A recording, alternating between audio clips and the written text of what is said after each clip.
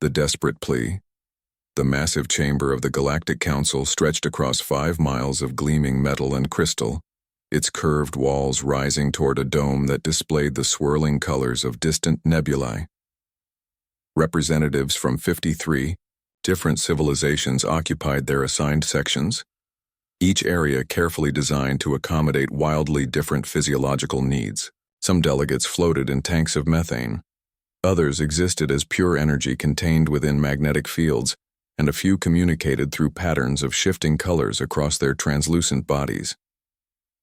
Ambassador Elena Martinez straightened her simple Navy uniform and tried not to feel completely out of place among the technological marvels surrounding her.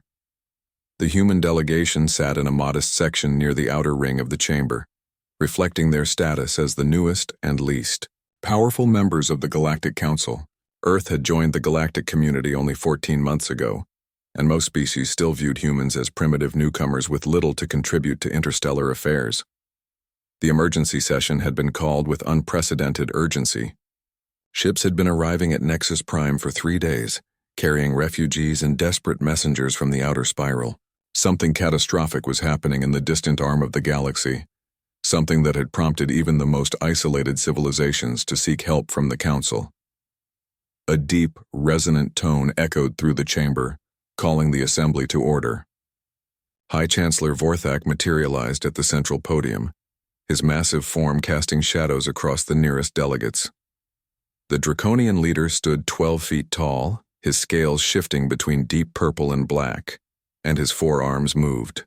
With precise calculated gestures, his species had dominated galactic politics for over 3,000 years, and their military might was legendary throughout known space. Honored representatives of the Galactic Council, Vorthak's voice boomed through advanced translation systems, reaching every consciousness present in their native communication form. We convene this emergency session in response to urgent requests for aid from the outer spiral territories. The representative of the Catherian Collective will now address the assembly. Elena leaned forward in her seat, as a figure unlike anything she had ever seen glided toward the speaking platform. The being appeared to be a fusion of insect and crystal, standing roughly 7 feet tall on 4 delicate legs that ended in what looked like faceted gems. Translucent wings that seemed to be made of living diamonds stretched from its back, refracting the chamber's light into countless rainbow patterns. Most striking were its eyes, large, multifaceted orbs that held an intelligence both ancient and desperately sad. Honored members of the Council, the being began, its voice like the sound of wind chimes mixed with distant music. I am HFY, speaker for the Catherian Collective. I come before you not as a diplomat seeking negotiation, but as a survivor begging for the salvation of my people. A holographic display materialized above the assembly, showing a star system of breathtaking beauty. Dozens of worlds orbited twin suns, their surfaces covered in structures that looked more grown than built. Crystalline cities stretched across continents, connected by streams of light that pulsed with gentle rhythms. Flying creatures that resembled the speaker moved between floating platforms, their wings creating aurora patterns in the alien skies. This was the Velmiran system, home to 8 billion of my people, HFY continued, his crystalline form dimming with grief. This image was recorded 27 days ago. The display shifted, and Elena felt her breath catch in her throat. Where the beautiful crystal cities had stood, only twisted metal and scorched earth remained. The elegant spires were gone, replaced by writhing masses of something that looked organic but moved with mechanical precision. The sky, once filled with graceful flyers, now swarmed with creatures that defied description.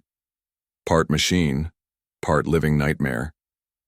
The void swarm has returned, HFY said, his voice breaking with emotion.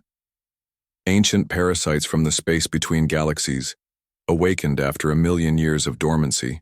They consume everything they touch, converting organic matter into more of themselves while corrupting any technology they encounter.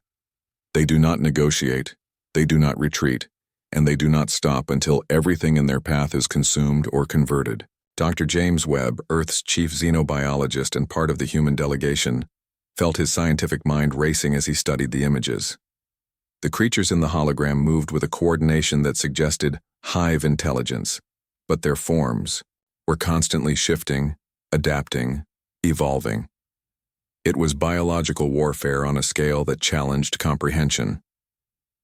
HFY activated another display, this one showing the current extent of the swarm's advance. Red markers indicated consumed systems, while yellow zones showed areas under attack. The pattern was clear and terrifying. The swarm was spreading outward from the galactic rim like a cancer, growing stronger with each world it devoured. In the past month, the Void Swarm has consumed 47 of our star systems, HFY reported, his crystalline body flickering like a dying light. Our people flee ahead of the advancing wave, but there is nowhere to run. The swarm follows the trail of organized life wherever it leads. Conservative estimates suggest that if they maintain their current rate of expansion, they will reach the inner systems within 6 months. The chamber erupted in concerned whispers and electronic signals as representatives consulted with their home governments. Elena could see the fear in the alien faces around her, even among species whose expressions she couldn't fully read. The scale of the threat was unlike anything the galaxy had faced in recorded history. The first response came from the Hegemony Coalition, a confederation of militaristic species that controlled nearly 200 star systems. Their representative, a massive creature covered in natural armor plates, rose with a sound like grinding stone. The Hegemony has consulted our historical archives, the being announced in a voice that resonated through the chamber floor. The Void Swarm has appeared 3 times before in galactic history. Each time they consumed thousands of worlds before mysteriously returning to dormancy. Every civilization that opposed them directly was completely destroyed. The Hegemony will not sacrifice our forces in a battle that cannot be won. A chorus of agreement rose from other military powers. The Stellar Dominion, whose fleets patrolled the major trade routes, expressed similar concerns. The Psychic Collective, whose mental powers could influence matter at the quantum level, declared the swarm's hive mind too alien and powerful to combat effectively. One by one, every major civilization gave the same response. The threat was too great, the odds too poor, the cost too high. Even species with technologies that seemed like magic to human eyes. Even alliances that commanded thousands of worlds and trillions of beings, all concluded that fighting the Void Swarm was impossible. Elena watched the proceedings with growing dismay. Each rejection hit HFY like a physical blow, his crystalline form growing dimmer with each refusal. She thought of Earth's own history, of times when her species had faced extinction and found hope in the most unlikely places. But this was different. This wasn't about human survival or human glory. This was about standing up for others when no one else would. Perhaps, Chancellor Vorthak said with what might have been compassion, the Catherian survivors could be relocated to protected worlds in the inner systems. The Council could offer refugee status to your remaining populations. HFY's form blazed brighter for a moment, though whether from hope or anger was impossible to determine. You suggest we abandon our worlds, our culture, everything we have built over millions of years? That we become scattered refugees dependent on the charity of others? It is better than extinction, Vorthak replied pragmatically. Your people could rebuild, perhaps establish new colonies in safer regions. And when the swarm finishes consuming the rim worlds? HFY asked, his voice carrying a bitter edge. When they turn toward the core systems with an army of trillions, what then? Will you relocate again? Will you keep running until there is nowhere left to run? The chamber fell silent. The logic was undeniable, but so was the fear. No one wanted to face an enemy that had destroyed civilizations with millions of years of military development behind them. Into this crushing silence, a new voice spoke. It came from the small human section, where Ambassador Elena Martinez had risen from her seat. Compared to the towering aliens around her, she looked insignificant, but something in her tone made the entire assembly pay attention. The Earth delegation requests permission to address the assembly. Chancellor Vorthak looked surprised, perhaps even amused. The humans wish to speak? Very well, though I confess curiosity about what perspective such a young species might offer. Elena stepped forward, her movement steady despite the magnitude of what she was about to say. Behind her, Dr. Webb felt his heart begin to race. He had no idea what the ambassador was planning, but he could see the determination in her posture. "Honored representatives," Elena began, her voice carrying clearly through the vast chamber. "Earth has listened to the pleas of the Catherian people. We have heard the response of this assembly. We have noted that every advanced civilization, with thousands of years of experience, has declared this cause hopeless." She paused, looking around the chamber at beings who represented the accumulated wisdom and power of the galaxy. "Humanity formally offers full military assistance to the Catherian collective in their fight against the Void Swarm." The reaction was immediate and overwhelming. The chamber exploded with sounds of shock, disbelief, and in some cases, what might have been laughter. Electronic squeals, psychic projections of amazement, and physical gestures of incredulity filled the air. Chancellor Vorthak raised all four of his arms for silence. "Surely you cannot be serious," he said, his voice carrying tones of disbelief. "Humanity has been part of this council for barely over a year. Your military consists of what? Perhaps 50 ships. You have no experience with galactic warfare, no understanding of the forces involved. You would be condemning your entire species to extinction for a cause that cannot be won." Elena stood straighter, her voice unwavering. "Perhaps. But we would rather die fighting for what is right than live knowing we could have helped and chose not to." She turned to face Zeftai, whose crystalline form had gone completely still. "The Catherian people will not face this alone.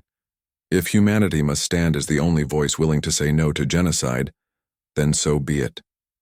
The silence that followed was deeper than the void between stars.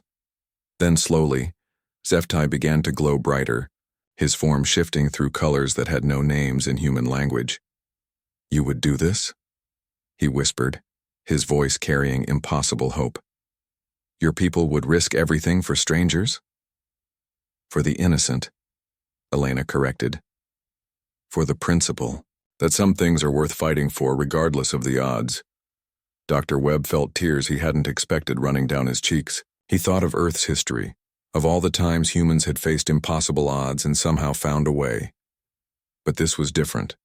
This wasn't about human survival or human glory. This was about standing up for others when no one else would. Around the chamber, representatives whispered among themselves. Some showed what might have been respect, others clear disapproval.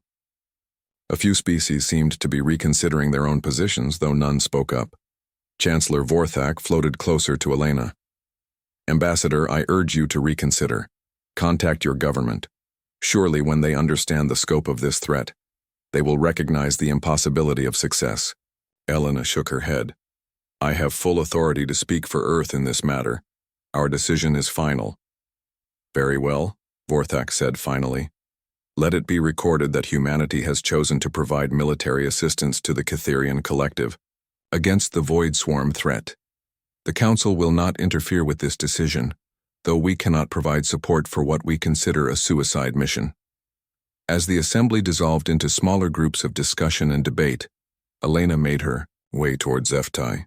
The Catherian representative was surrounded by a soft aura of golden light, his form more solid and radiant than it had been since the session began. "Ambassador," he said, his voice filled with emotions that transcended species, "I do not know how to express what this means to my people." "You don't need to," Elena replied, extending her hand in a gesture of friendship that somehow translated across species lines. "Just help us figure out how to win." 3 hours later, the human delegation gathered in their quarters aboard Nexus Prime. Elena had called an emergency meeting of all Earth personnel present, including the small military attaché that had accompanied the diplomatic mission. "All right, people," Elena began, pacing in front of a holographic display showing the current positions of Void Swarm forces. "We just volunteered to fight an enemy that has destroyed civilizations with technology thousands of years ahead of ours. Anyone have any brilliant ideas about how we're going to pull this off?" Dr. Webb stepped forward, his scientific mind already working through the possibilities. "I've been analyzing the data the Catherians provided. The Void Swarm shows some interesting patterns. They seem to target the most technologically advanced civilizations first, working their way down to simpler societies. It's possible they prioritize threats based on technological signatures. Commander Lisa Park, Earth's military liaison, felt a spark of hope, which means our relatively primitive human technology might not trigger their highest threat assessment protocols. Exactly, Webb continued, pulling up new data streams. Also, every civilization that fought them used conventional energy weapons and defensive systems. The swarm adapted to those technologies quickly, but they've never encountered human military doctrine or our particular brand of creative chaos. Elena felt the first stirrings of a real plan forming. Humans had always been adaptable, creative in ways that more advanced species sometimes weren't. While other civilizations had perfected their technologies over millennia, humans were still experimenting, still trying new approaches. What about the Catherians themselves? Elena asked. What can they contribute to the fight? That's where it gets really interesting, Webb replied, his excitement growing.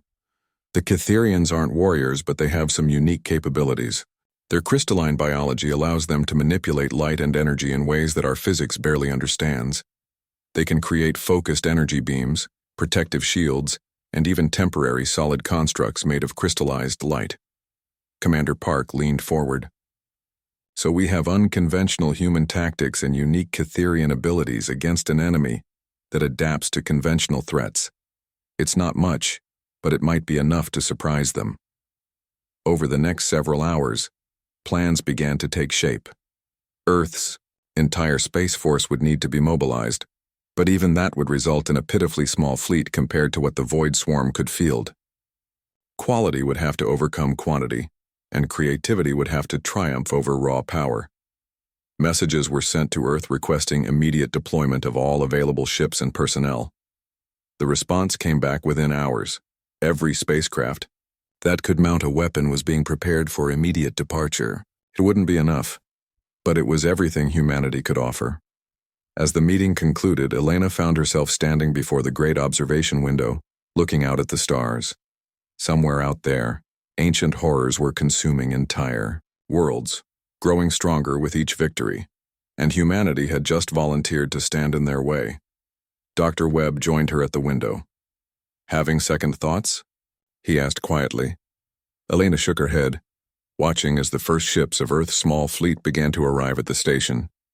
They looked tiny compared to the massive vessels of other species, but they carried something that the larger civilizations seemed to have lost: the willingness to fight for others regardless of the personal cost. No second thoughts, she said firmly, just wondering if we're being heroic or suicidal. Maybe both, Webb replied with a slight smile. But I'd rather die trying to save innocent lives than live with the knowledge that we could have helped and chose not to. Elena nodded, watching as more human ships emerged from hyperspace. They were small, they were outgunned, and they were probably flying toward certain death. But they were flying toward it together, and they were flying toward it for the right reasons. The battle for the galaxy was about to begin, and humanity had chosen to stand on the side of the innocent. Whether they would win or lose remained to be seen, but one thing was certain. They would face the darkness together, and they would not back down. Impossible victory.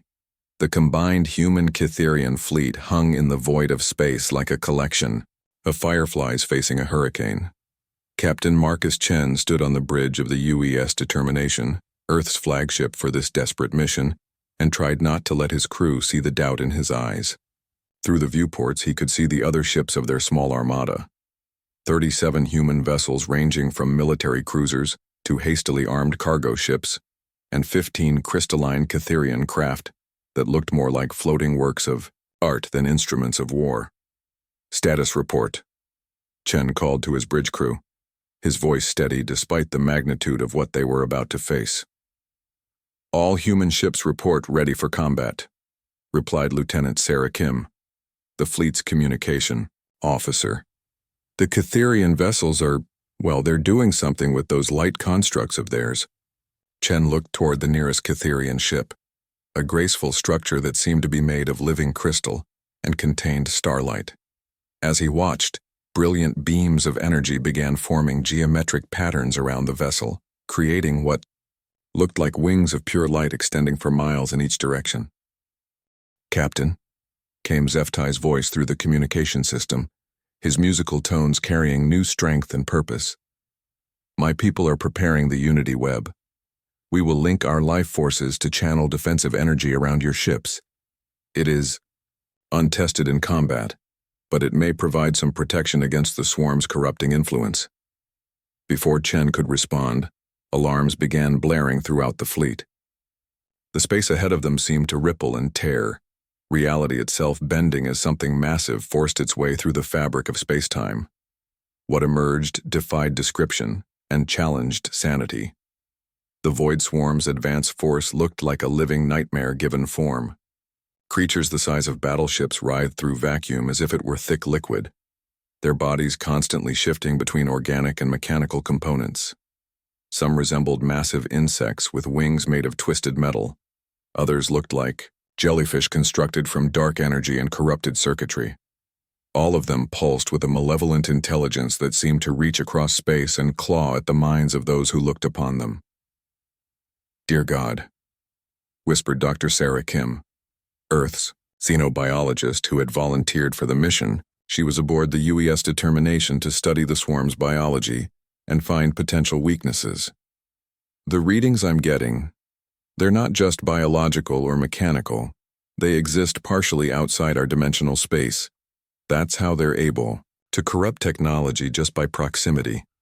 The swarm entities moved with perfect coordination, spreading out in attack formations that human military doctrine recognized, but had never seen executed with such alien precision. Energy readings spiked as they began charging weapons that seemed to bend light itself.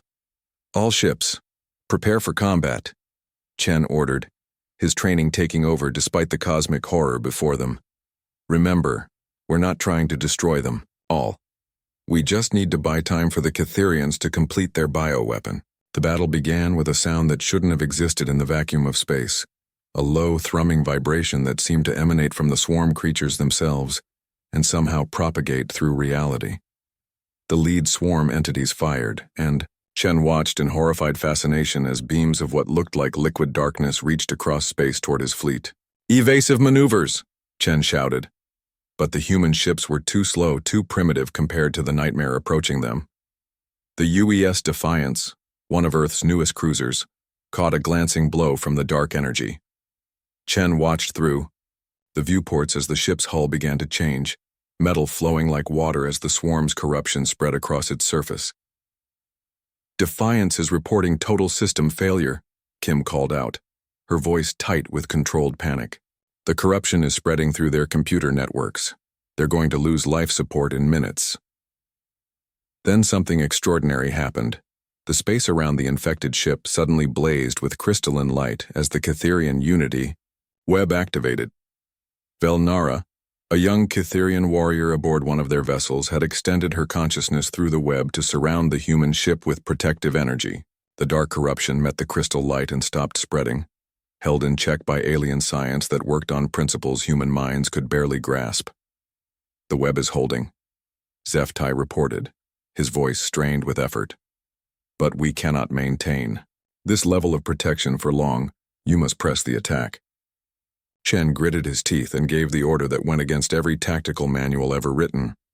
"All ships, full attack. Get in close where their big weapons can't track us effectively." The human fleet charged directly at the swarm entities, their smaller size and greater maneuverability, allowing them to slip between the massive creatures. It was a tactic that more advanced civilizations would never have attempted. Their sophisticated ships were too valuable to risk in close combat, their crews too trained in conventional warfare to embrace such apparent suicide. But humans had always been willing to try the impossible when conventional wisdom failed. Commander Lisa Park, leading a squadron of converted civilian ships, found herself flying directly beneath one of the jellyfish-like swarm entities. Its translucent body pulsed with veins of dark energy, and she could see smaller creatures moving within it like antibodies in an alien bloodstream. "This is insane," her co-pilot muttered as they flew through the space between the creature's trailing tendrils. "Insane is what we do best," Park replied. targeting what looked like a nerve cluster near the creature's center. All ships in Wing 7 concentrate fire on the central mass. Let's see if these things have vital organs. The human weapons were primitive by galactic standards: kinetic projectiles, chemical explosives, and simple energy beams. But they were weapons the swarm had never encountered before, delivered in patterns that defied their adaptive algorithms. More importantly, they were used with a reckless creativity that confused the hive mind's tactical predictions. The creature Park's wing was attacking suddenly convulsed, its bioluminescent patterns shifting from steady pulses to chaotic flickers. Dark fluid began leaking from the wounds their weapons had created, and the smaller entities within its body began moving frantically. "I think we heard it," Park reported with amazement. Whatever that central cluster was, it didn't like our attention. But the swarm was learning. Even as Park's wing celebrated their small victory, other entities began adapting their defenses. Armor plating that looked like crystallized darkness began forming over their vital areas, and new weapon appendages sprouted from their bodies to target the fast-moving human ships. The UES Determination shuddered as one of these new weapons scored a direct hit. "Hull breach on Deck 7, Kim reported. "Emergency bulkheads are holding, but we've lost 2 weapon systems." Chen was about to order a retreat when Dr. Sarah Kim's voice cut through the chaos with excitement. "Captain, I'm reading massive bioenergy signatures from the Cytherian homeworld. I think they're ready." The plan they had developed was desperate even by human standards. While the human fleet distracted the swarm's advance force, the remaining Cytherians on their partially consumed homeworld had been working frantically to complete a bioweapon based on their species' unique crystalline biology. The weapon wouldn't destroy the swarm, but it might disrupt their hive mind enough to force them back into dormancy. The problem was delivery. The bioweapon had to be introduced directly into the swarm's central consciousness, which meant someone had to fly directly into the heart of their largest collective entity, a massive structure that was part living creature, part space station, and part dimensional rift. "Zeftai," Chen called through the communication system, "we're ready for the final phase. Are your people prepared for the transfer?" "We are," came the reply, though Chen could hear the exhaustion in the Cytherian's musical voice. "But Captain, the entity you must penetrate is defended by thousands of smaller creatures. Even with our Unity web protecting you, the odds of survival are negligible," Chen finished. "I know. We're going anyway." What followed was a battle that would be remembered across the galaxy for millennia. The human fleet formed a spearhead formation, with the UES Determination at the point and the Cytherian vessels surrounding them in a protective shell of crystalline energy. Together, they drove directly toward the swarm's central entity, fighting through waves of defenders that grew more desperate and chaotic with each passing moment. Commander Park's ship was the first casualty of the final assault, overwhelmed by a cluster of mechanical spider-like creatures that swarmed over her hull. But even as her ship was being torn apart, she managed to detonate her remaining explosives, clearing a path for the ships behind her. "Tell Earth we flew well," Park transmitted as her ship's power failed, her words becoming part of human legend. The UES Determination pushed deeper into the swarm, its hull scarred and burning but still functional. Around them, the Cytherian Unity web blazed with such intensity that it created aurora effects in the cosmic radiation. Velnara and 3 other young Cytherian warriors had linked their life forces directly to the web, pouring their very essence into maintaining the protective barrier. Dr. Kim watched her instruments with growing excitement as they approached the swarm's central entity. "The bioweapon is responding to proximity," she reported. "The crystalline matrix is beginning to resonate with the target's neural patterns." The final approach was a journey through hell. The swarm's central entity was a writhing mass of corrupted biology and twisted technology that stretched for hundreds of miles in every direction. Tentacles the size of space stations reached out to crush the approaching fleet, while weapons that fired compressed gravity and weaponized time attempted to tear them apart at the quantum level. But the human pilots flew like they had never flown, before dodging between attacks that should have been impossible to avoid, finding paths through defenses that should have been impenetrable. And when their ships finally reached the entity's core, a pulsing mass of dark energy that served as the swarm's collective consciousness. They didn't hesitate. Captain Chen gave the final order with a voice full of quiet pride. "All ships, ramming speed. It's been an honor serving with you." The UES Determination, along with 12 other human vessels, drove directly into the heart of the swarm's central consciousness. The Catherian bioweapon, contained within crystalline matrices aboard each ship, was released directly into the entity's neural core. The effect was immediate and devastating. The bioweapon didn't kill the swarm entities, but it disrupted their hive connection, severing the links that allowed them to function as a coordinated force. Across the battlefield, the massive creatures began to convulse and retreat, their perfect coordination dissolving into confused chaos. Within hours, the entire swarm force had withdrawn beyond the galactic rim, returning to the spaces between, dimensions where they would likely sleep for another million years. The cost of victory was staggering. Of the 52 ships in the combined fleet, only 7 survived the final assault. Most of the human crews were lost, including Captain Chen and his entire bridge crew. 3 of the young Catherian warriors who had powered the Unity web had burned out their life forces in the effort, but they had won. Against impossible odds with primitive weapons and desperate tactics, humanity and the Catherians had achieved what the galaxy's greatest civilizations had declared impossible. 3 weeks later, Ambassador Elena Martinez stood before the Galactic Council once again. This time, the chamber was filled with a very different energy. Representatives who had dismissed humanity as irrelevant newcomers now looked at her with something approaching awe. The Council wishes to formally recognize the actions of the human and Catherian forces, Chancellor Vorthak announced, his massive form somehow seeming smaller than before. Your victory over the Void Swarm has saved countless civilizations from extinction. Elena nodded graciously, but her expression remained serious. We didn't fight for recognition or gratitude. We fought because it was the right thing to do. Zeftai, his crystalline form now bearing new patterns of light that marked him as a war veteran among his people, stepped forward. The Catherian Collective wishes to propose a formal alliance with humanity. Our species complement each other in ways we are only beginning to understand. Around the chamber, other representatives began to speak up. The Hegemony Coalition offered military cooperation agreements. The Stellar Dominion proposed joint exploration missions. Species that had barely acknowledged humanity's existence now competed to offer trade deals and cultural exchanges. But Elena's attention was focused on a small section of the gallery, where the families of the human crews lost in the battle sat, quietly. They hadn't come for political speeches or alliance negotiations. They had come to see their loved ones remembered and honored. The real victory here, Elena said, her voice carrying to every corner of the vast chamber. Isn't that humanity? Proved ourselves capable of galactic warfare. The real victory is that when innocent people faced extinction, someone was willing to stand up and fight for them. That's not a uniquely human trait. It's something any species can choose to do. She paused, looking around at the assembled representatives. The question isn't whether we can fight.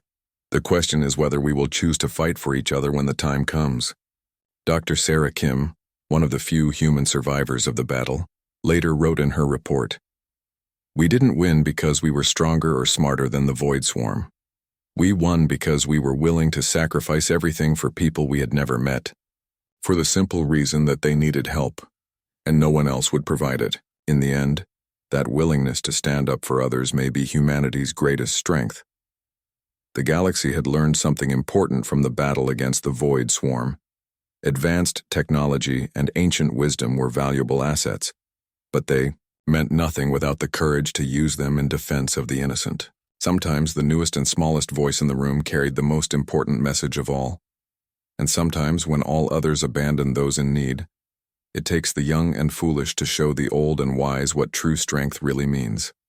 The legend of humanity's stand with the Catherians spread throughout the galaxy, inspiring other species to look beyond their own interests and consider their responsibilities to the galactic community. It marked the beginning of a new era of cooperation and mutual defense that would shape interstellar relations for generations to come. But for the humans and Cytherians who had fought together against impossible odds, the real victory wasn't political or strategic. It was the knowledge that when faced with a choice between safety and sacrifice, between self-interest and standing up for others, they had chosen correctly. They had chosen to be heroes.